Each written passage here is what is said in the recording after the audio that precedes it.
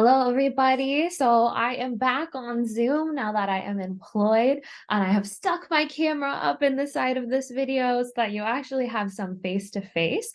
Um, for this video, I'm going to work on my process of going through career planning. And so it's a bit of a career planning workshop. There are a million different ways to approach the way you plan your career.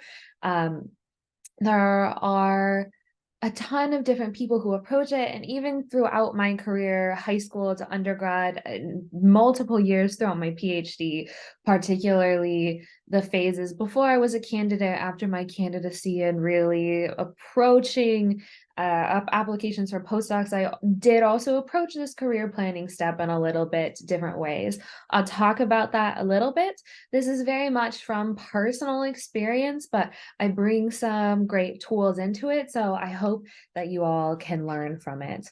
The first thing I want to start with an introduction, as that keeps things structured. And so I want to say this is not meant to be stressful. I like to write things down as I'm a very visual learner and an audio learner, and seeing it and hearing it helps me convey topics. So what I mean by this is not meant to be stressful. When I provide papers like the Careers in Nanomedicine and Drug Delivery written by my amazing PhD PI Elizabeth Nance, and I ask questions like, if you could do any career, what would you want to do? It's not a stress point. It can be, but I don't ask those questions so that it's a stress point. I don't ask those questions so that you see a career and then you begin thinking, how am I ever going to be able to do that? I'm so far away. I know that career planning can be very stressful for some people, and it can be very, very fun for other people. And some people love to career plan, but then they don't follow through, and that can be stressful. And so this process itself, this video that I'm going to record, and the act that you choose to go through to career plan, let's remove stress from that time period. Maybe it sounds easier than said and done, but in this moment, let's go ahead and try to think of this as fun. I know that's kind of like an annoying thing to say, like the type of thing my mother would tell me when I was younger. And I was like, I don't want to do that. And she'd be like, try to have fun out with your friends, Holly.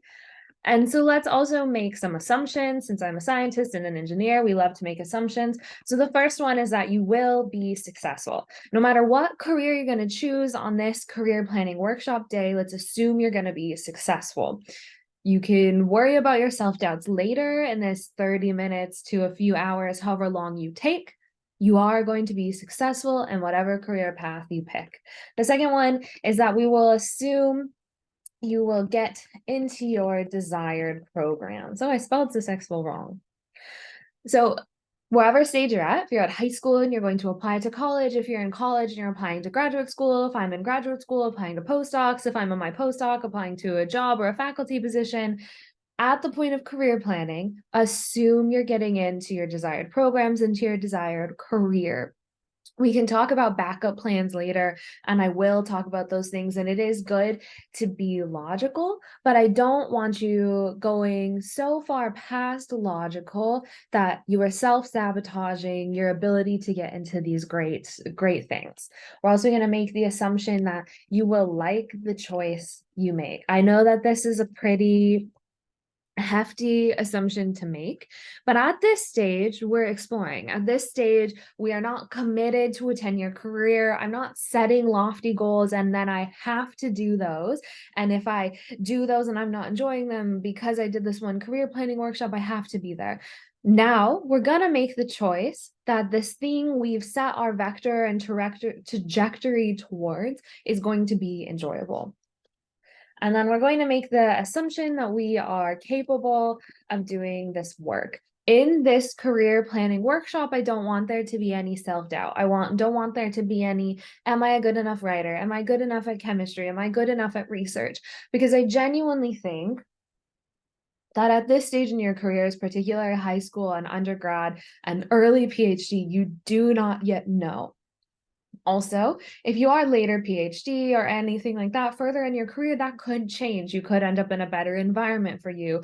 You could end up working through some personal things that open up better doors for you. You could be at a better point in your life, such as economically or stress-wise with family things. So let's just make the assumption that you are capable of doing the work that you are planning for yourselves to do. You might be saying those are crazy assumptions. And they kind of are. Like, there's absolutely no way that the 10-year plan that you're creating today is going to be the exact plan that you're going to follow. Along the way, you're gonna fail a lot of times. Let's just put that out there now. You're gonna fail a ton. I have failed so many times. I fail significantly more than I have ever succeeded, but through failure, you learn a lot. Through failure, you find new doors and new avenues, and that's totally okay. We have to plan for resilience and train for resilience, but we don't have to plan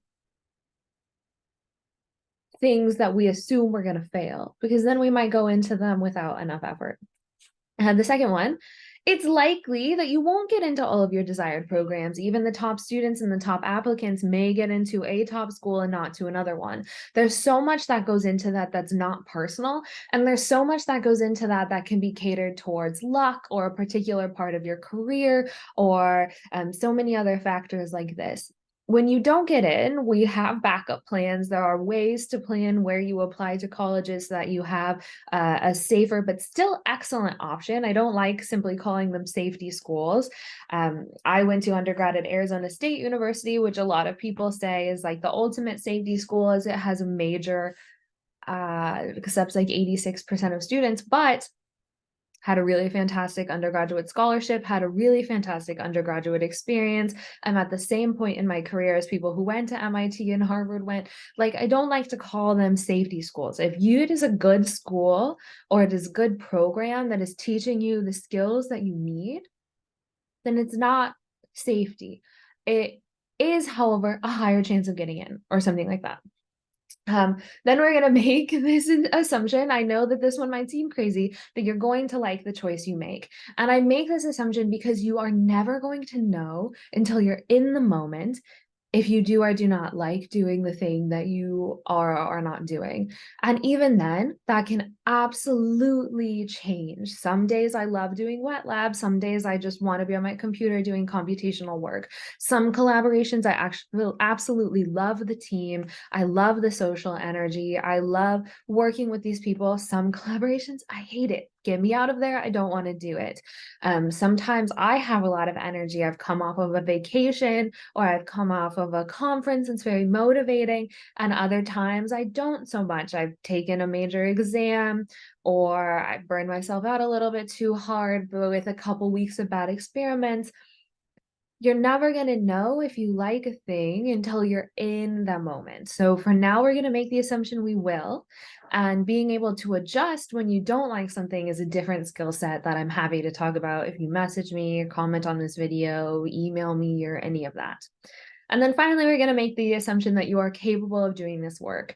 I find this a different assumption than being successful, because successful is very much like if you apply to this thing, yes or no, if you submit a paper, yes or no. I find the capability of doing this work the day-to-day. Can I write every single day for X amount of time? Can I go into the lab for X amount of time? Can I take this major and do this for X amount of time? So let's just make the assumption that you are capable. If you at some point get into the work and you determine that that is not so, that's different. And then you can assess why that is not so. Is it just something that doesn't vibe with you? If the environment is bad for you, that's okay. But for today, we're putting all of those aside. So with that, let's take a moment to let that sink in. As sounds like I'm my therapist when I say that, but let's take a moment to think about our intentions for this workshop and this time that you have set aside.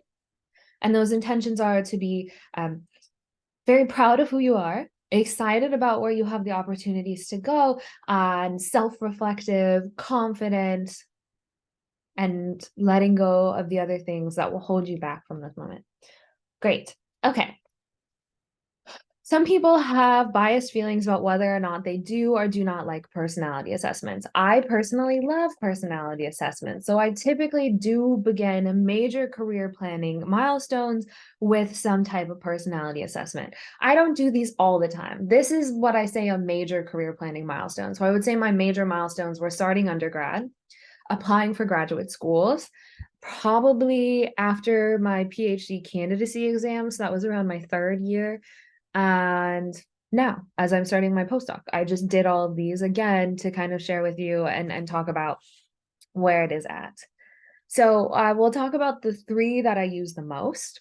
So the first one is the MBTI test. So if you want a free one, the 16 personalities test is a great one. I will just put this out there. Social psychology, personality psychology is, not the most quantitative of fields, not to throw any of those people under the bus. And so, yes, you're probably going to take this test and you're not going to fully fit in into any of the one of the 16 categories. You don't have to identify with all of that. The way that I see using tests like this are to take in what you find useful, to take in assessments of your enjoyments, assessments of your skills, assessments of how you handle difficult opportunities, and use that to self-reflect. You don't have to be like, this is who I am, and this is how I live and die, and these are the celebrities that I relate to. You should take it and be like, okay, I vibe with that. I can see that representing itself in me and my career, and I can see how I could project that or use those skills to better help myself or to recognize what I'm interested in. So the way that the test works, 16 personalities is free. You don't have to use a email to get the answer.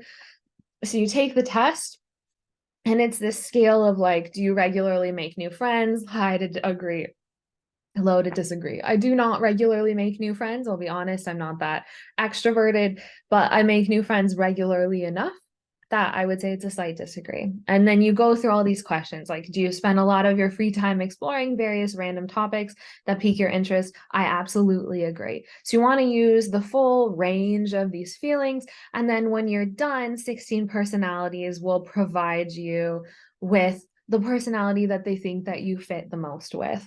Since high school, I have gotten the ENTJ type. So MBTI, you can explore it if you want to, but this is an extroverted, intuitive thinking and a judger. So I really like to process my emotions through thinking, not so much through extroverted feeling. You can get into that judging. I really like lists and planning, and I am barely an extrovert. My parents constantly tell me I'm not an extrovert, but at work, and when I know what the group is meant to be doing, I love talking to people. I like being in a group. This means like exercise classes, collaborations, group projects. I love talking to people. I love checking in. If it's just like an amorphous, people are hanging out in one area together, I hate that. But so I find that works really well in work. How do I use this work-wise? Well, in that example I said just now, when I'm in a group environment and people have roles, I find it very easy and re-energizing to be around people. When people don't have roles, I would much rather work alone. And the J, I find it very easy to work if I'm planned and structured. I find something like keeping track of my hours, scheduling out blocks for when I'm working on things, having small goals that build up to a bigger goal to be very helpful for me. If you are someone that's like a P, that's the perceiver, that's the opposite of the J. They might work more in ups and downs. And so it might be more like, these are the few things you need to get done in this day or that month. But when you get them done is a less structured moment.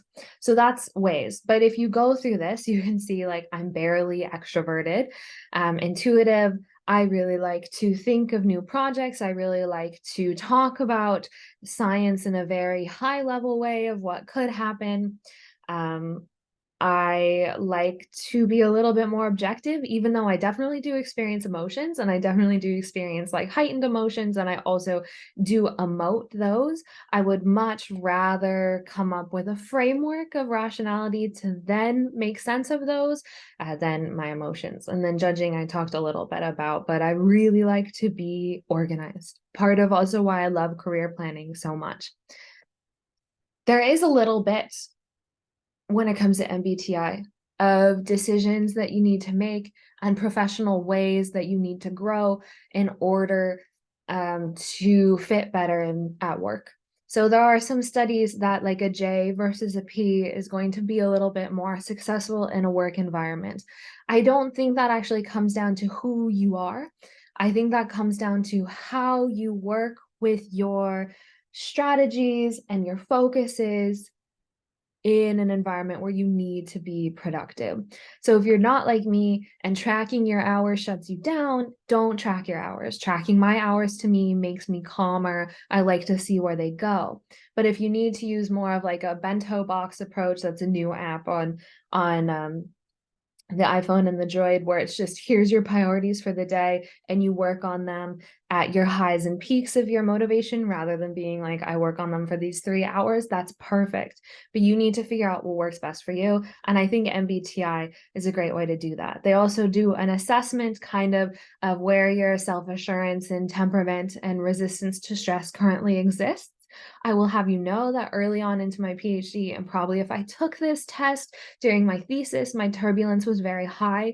It took me a lot of career coaching, as well as therapy, as well as some really fantastic mentors, and just the time to build up my confidence in my career to swap this turbulent to assertive scale. This can absolutely change, but you can absolutely find the space and the time in undergrad and grad school if you are intentional to get more resilience, learn how to handle your stress better, build confidence in situations you're not confident in.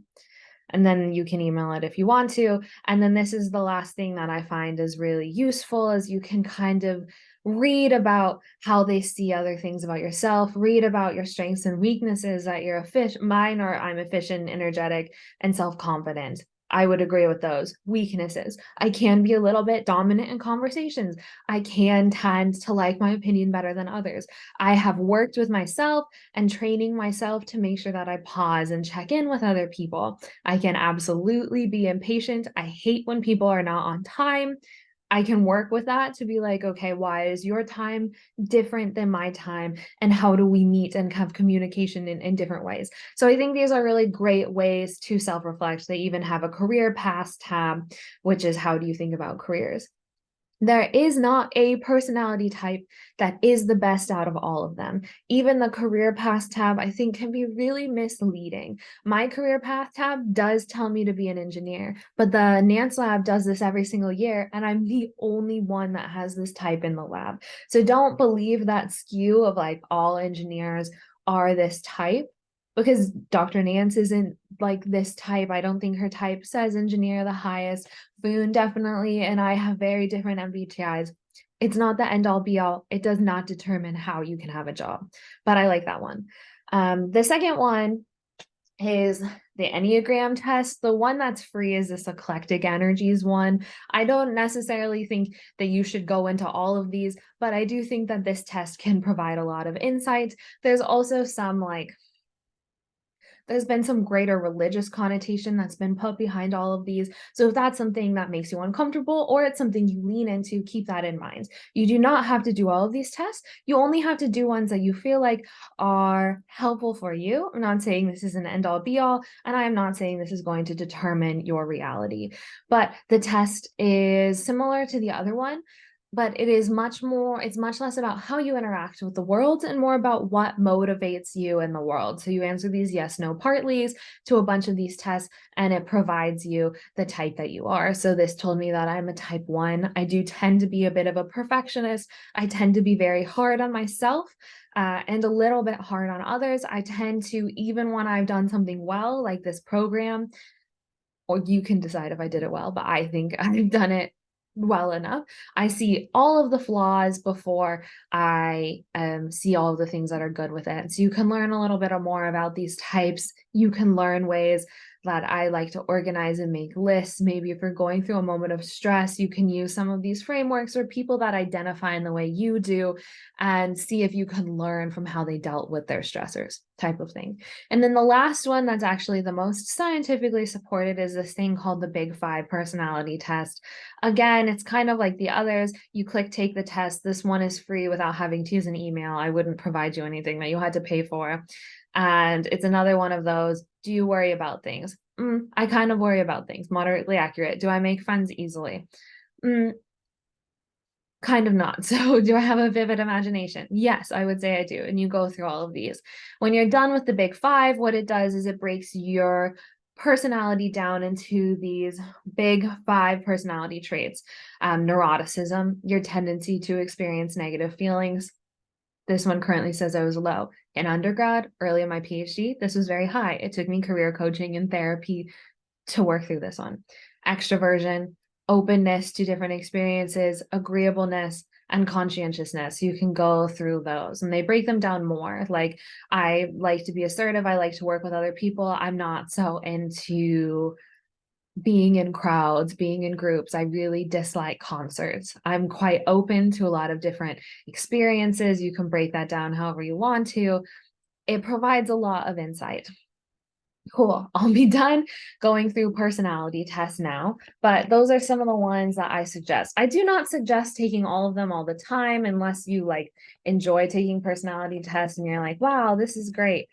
I recommend, picking one maybe once a year or even less frequently than that, going through it, reflecting on it a little bit, seeing what do you identify with, what do you not identify with, how have maybe your traits changed in the last major segment of your career, and does that reflect where you want this session to go? So we're coming back to, I take these personality assessments for my career.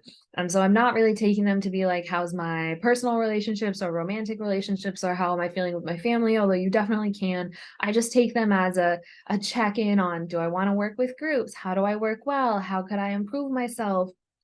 Yada, yada, yada. So the next one that is scientifically backed is doing skills and interests assessments. So the one that I super recommend and that I've done throughout my PhD and now is also required for my postdoc is the MyADP from AAAS, which is the Academy of the Advancements of the American Academy for the Advancements of Science. I think so. I just call it AAAS. So we're going to go to that one. So this is what the homepage looks like. You can make an account. This is a legit like scientific association. So you can learn more about AAAS if you would like to. If you watched our panel on non-industry and non-academic careers, Dr. Brittany Bishop works for AAAS in scientific policy. And so you can create a new account. I'm just going to show you what my account looks like. So this is what my IDP Science Careers looks like. And you also have to keep in mind, when you do these assessments, you're doing these assessments at the level you're currently at. So when I did this assessment at the beginning of my PhD, I treated it like I was a first-year PhD student. I treated it, I guess, more like I was just a PhD student. When I was at the end of my PhD, I took it like I was a PhD student and assessed with my Elizabeth, my mentor, where I was at in comparison to the other PhD students that she has mentored. And so my scores were a lot higher at the end of my PhD.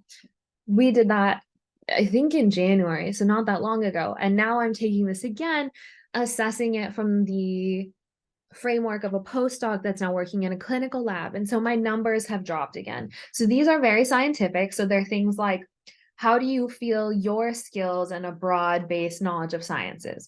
How do you feel your skills in research are? Things like experimental statistical analysis. And those scores lowered for me because I haven't done a lot of clinical work. And then you can just see a summary, which will break these out into what are you really confident in, what are you less confident in. So I have almost no experience in grant proposal writings. I haven't really had to delegate responsibilities as I've never been in charge of a major team. I had a lot of undergrads I have mentored a lot, but they had independent projects. They weren't really working for me in that way. And then I've never negotiated, so I would say this one is really far down. But this is a really great way to see, where do you think your skills are falling? If you have a mentor that has worked with you and that knows you well, you can also ask them to fill this out for you, and you can see if there's a mismatch between where they think you should be and where you're at. Definitely do this with a mentor that knows you well, that you trust, and that has your growth in mind and doesn't just want to tear you down or anything like that. So I do these with Dr. Nance. um I guess not anymore because I've left, so I'll do it with my new PI postdoc, and I genuinely believe that both of them have my best interests in mind. And so it was a positive experience, not a negative experience. I also really like that my IDP does an interest assessment. So, do you really like designing experiments? All of this. If you want to talk to someone who has used this to really assess their change throughout their PhD and what they're interested in doing, I know that Foon has had experiences where at the beginning she loved doing the research herself, and then towards the end she preferred designing experiments. That can absolutely change, but they also give you a summary. So, what are the things I really dislike doing? I really hate negotiating. I just don't have any practice with it, so I'm not comfortable with it. But I love analyzing results, planning projects, and making presentations. Less so much, I dislike business correspondence, those types of things. And then finally, a values assessment, which is, where do you fall? And this may sound terrible because I care about helping others, but I don't directly care about helping others. So it was unimportant to me. And the combination of all of these things, you should skew on the values across the chart. You have to make decisions, help you to consider your career fit. So if you're in my IDP science careers, it'll give you your career path matches where you can explore what these are, and it will tell you where my rating of my skills are versus where experts say that your skills should be at in order to reach that career. So I really love research and teaching, and this showed up as my 100% interest match, but my skills match reach science education more. Does that necessarily mean I would be a better science educator? Who knows? Or am I possibly just a little bit harder on myself in that way? Maybe. Or do I hold different careers to higher standards? Yes. So take it all with a grain of salt, but it can really provide you a lot of insight into what you're interested in, and it can bring out a lot of help in what you should work on. So I actually want to be a PI at a research intensive institution, and it said that I should be scoring myself like a 5 for these things. I'm never going to score myself as a 5 for these things. I'm just not that type. So, keep that in mind. Once you've done all of those things, again, don't take all the personality tests. I highly recommend taking one, and then I highly recommend doing the full my IDP from AAAS. Then I believe that you can really begin to design the basic career plan. And so the way I like to do my outline is I like to have some really lofty goals, and then some basic 10-year goals, and then some 5-year goals, and then the 1 year is where you're going to be the most detailed. So you want to decrease in detail as you go down this list. For those of you that participated and actually did the discussion questions for the research paper, Careers in Nanomedicine, you had to do this a little. I'm just going to walk you through kind of how I think about it on a broader way, and how I think high schoolers should think about it. So your lofty goal, this is like that weird dream career or whatever. For some people, it's to win a Nobel Prize. I mean, that would be great, and I really like science, but that's less important for me than necessarily it would be really great if my lab in the future came up with an approved drug for neurodevelopmental disease. Like, that would be really great. I also have some other really lofty goals. I would love to be on like a UN scientific committee. I would absolutely love to spin out multiple startups from my lab, and I would absolutely love Textile to turn into the Khan Academy of scientific research training. Personally, I want a farm, small little farm. I like to throw that on there. My 10-year goals are a little bit less lofty. The basic 10-year goal for me is that I want a 10-year track research professor position at an R1 university, preferably public. I prefer public universities, but I actually haven't experienced a private university, so maybe I'll change my mind. And I don't personally want to put a ton more into my 10-year goal because I'm obsessed with that one. Actually, at that point, it might be 10-year. Let me think about it. I plan to start in 2026, 2027. Yeah, so I guess by then I would hope to be tenured as a tenure track research professor. Those are my biggest goals. I don't really want to detract from those goals. Those are my priorities. My 5-year goals are to get the tenure track job, um, but also to publish a few papers from my postdoc and also to attend some new conferences. For me, this is the Society for Neuroscience, Biomedical Engineering Society. I've never gotten to go to that. And the Pediatric Academic Society and the Scientific Python Conference. These are conferences I wish I had had the opportunity. Ooh, and also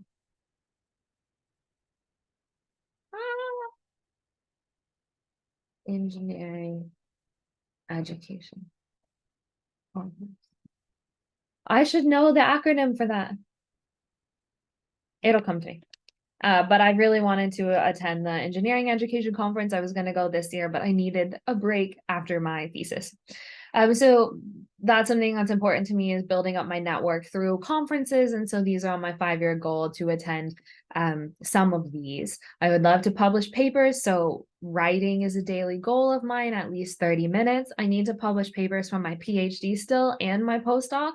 So I'm actually making a goal of at least an hour a day.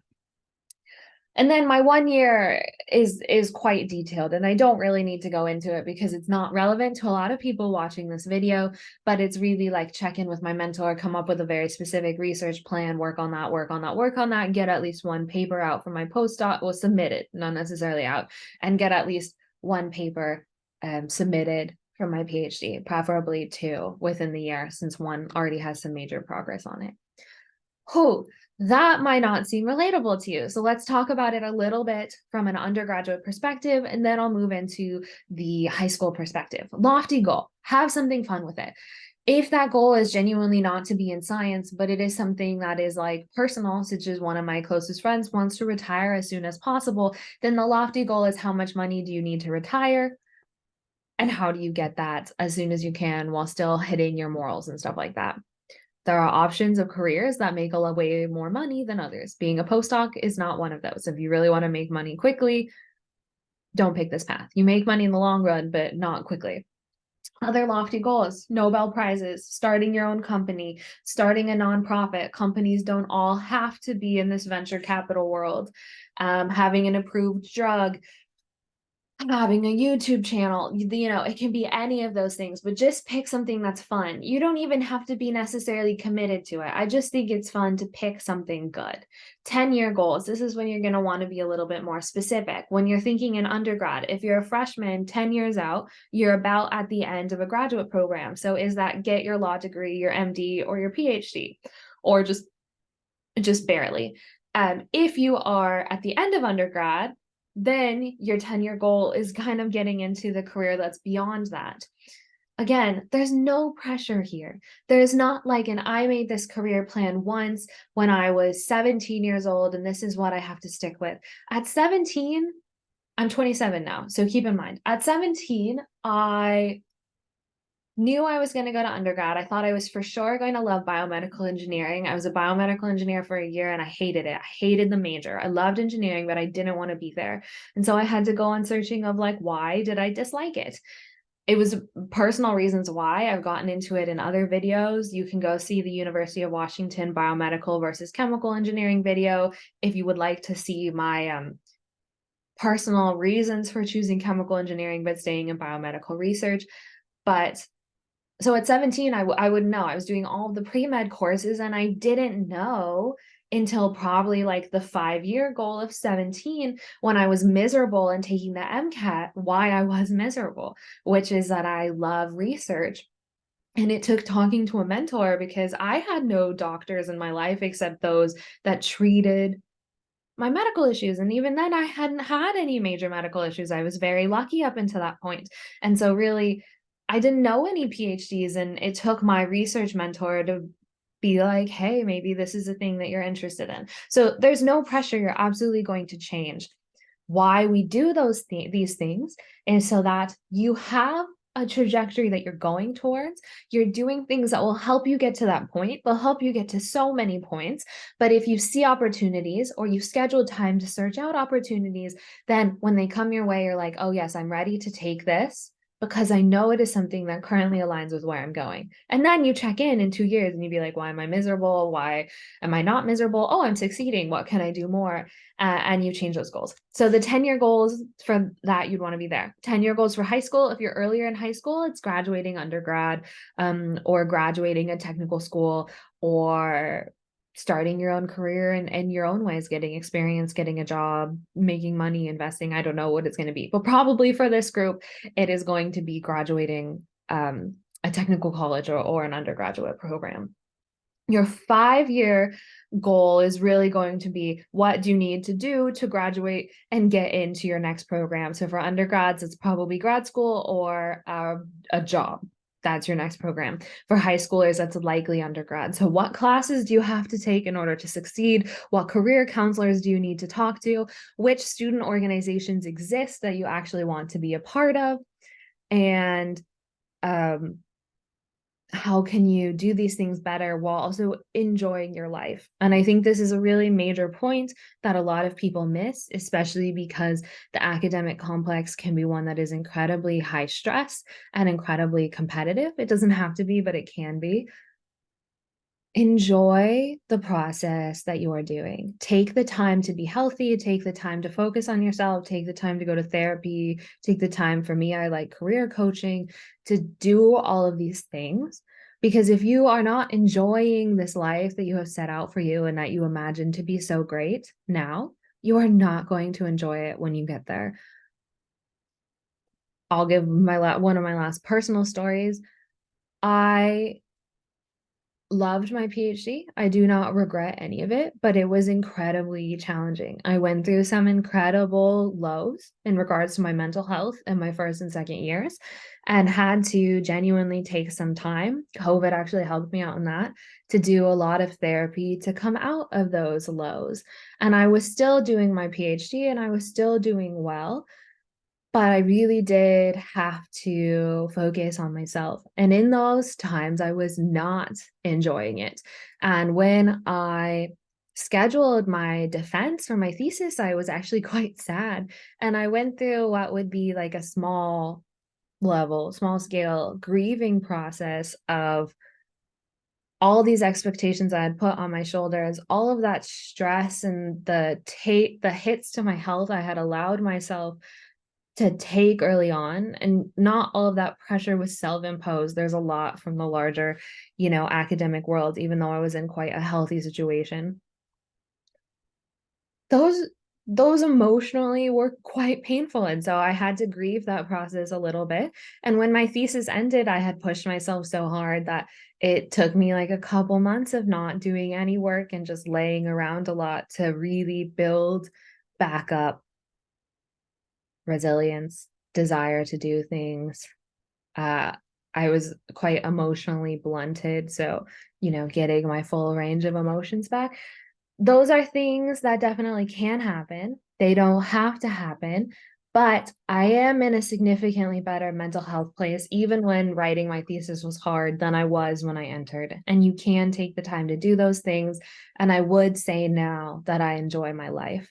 But if you do not do those things, from personal experience of people that I know, if you were miserable in your PhD,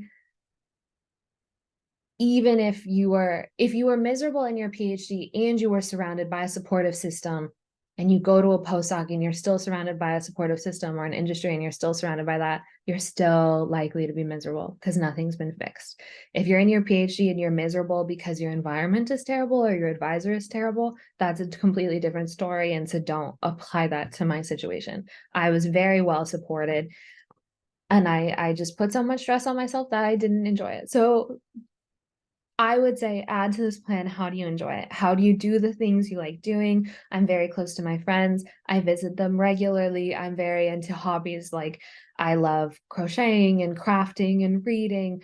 And how do you build those things in so that you're enjoying your life? How do you spend money in a way that makes you enjoy life but doesn't put you into a ton of debt? All of those things.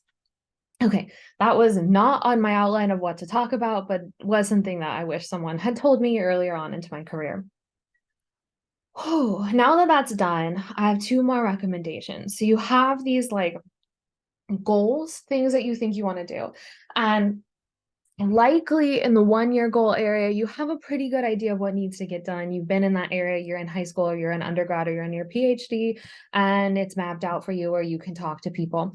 The 5 year goals is when it might become a lot more of a gray area. So it's in these 5 year goals and these 10 year goals that I now recommend going in and finding people that have the job you've picked for yourself. For me, it's that tenure track research professor, reaching out to them for informational interviews, reaching out to them to see if you can see their resumes or curriculum vitae. This is pretty common at the high school and undergraduate level. I would send you my resume for my PhD if you were interested in it. Or if you're ever in an opportunity where you can like score resumes for some events, such as graduate students at the University of Washington in chemical engineering get to score and pick resumes for this Distinguished Young Seminar series. That's where I do a lot of this work.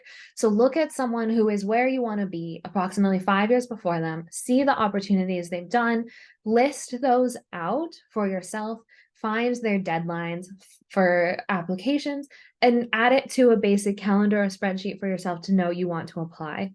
If this person went to this cool conference, when do you need to apply? How do you get funding for it? Is that even possible? Don't try to pay for conferences by yourself. There's often funding sources that will pay you to go there.